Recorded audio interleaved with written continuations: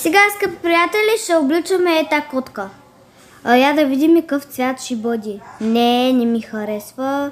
Не ми харесва. Това ми харесва. Така, не. Определено не.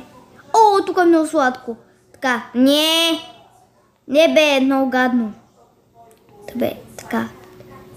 Айди, пандилка много и отива.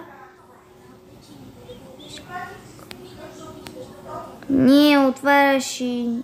Това ще отваря. Вижте какво сладко, който ще се получи. Чао. Айде да не забравяме още нещо.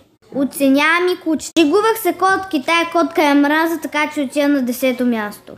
Айде бе, няма да ходиш на 10-то. Така, тая котка също е мраза, тя е на едни от гадните. Тая е най-тъпата на света.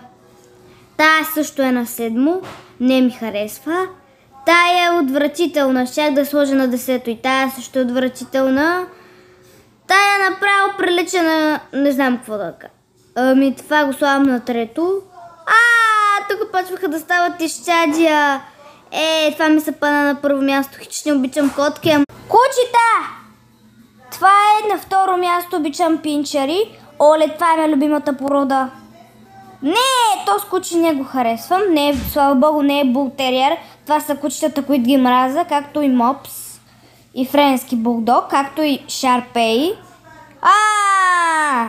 Отврат. Отврат. То също е отврат. Това подейства. Кой е моят любим цвят? Сега ще разбереме. Падна ми се оранжево.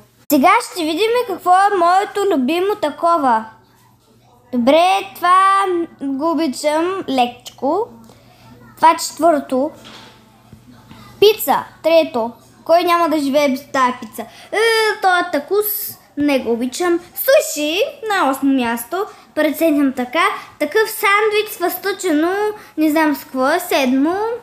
Спагети. Добре, ще ги сложа на 2-ро. Такива не, китайски спагети изобщо не ям.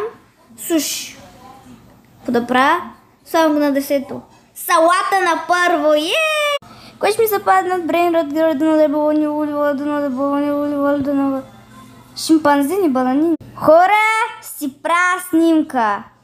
Как става това? Хора, си правя яка снимка.